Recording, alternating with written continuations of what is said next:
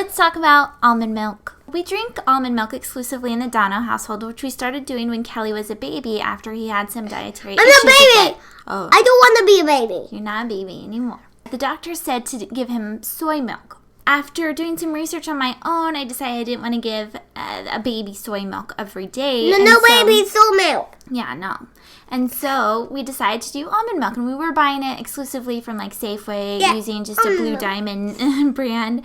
And then last year, I made it myself a few times after finding it out how to do it on a blog, thinking I'd save money or it would be without some of the additives that you find in store. And you just can get really used to the consistency, because it's a little bit watery, because it's missing carrageenan. Carrageenan is a thickener that you'll find in a lot of your liquids that you can purchase from the grocery store.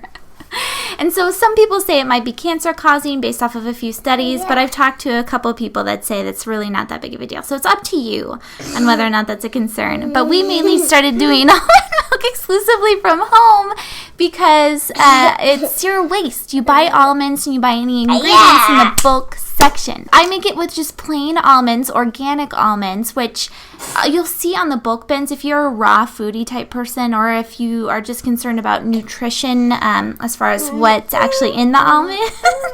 The almonds that you purchase from a grocery store, none of them are truly raw. They've all gone through some type of pasteurization process, whether it's steamed or it gets a nice chemical bath. So you're going to want to make sure that your almonds say steamed pasteurization on there. Basically what I do, I'm going to show you how to make the medjool dates with vanilla beans. You can purchase this from really expensive juiceries like Pressed Juicery or other places for like upwards of $8 for a single serving. And you're going to make it for $3.75 with a cup of almonds, 4 medjool dates, and 1 vanilla bean. First things first, you got to soak those almonds overnight, 8 to 12 hours.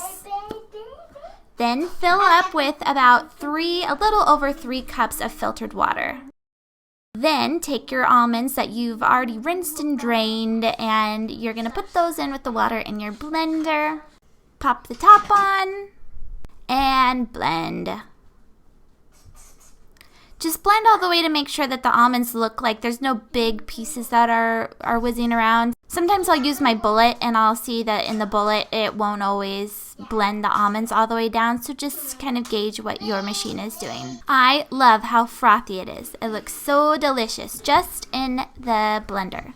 So then make sure that you're pouring it into a bowl with a pour spout. Obviously if you don't have that, it's not that big of a deal, but if you have a pancake thing that has a little pour spout, use that because it makes everything a lot easier. And I'm just using a tea towel that's been cleaned to do the filtering. So pour everything in the blender, which is just the almonds and filtered water, into the bowl over the tea towel or nut milk bag, whatever it is that you have to capture the almonds.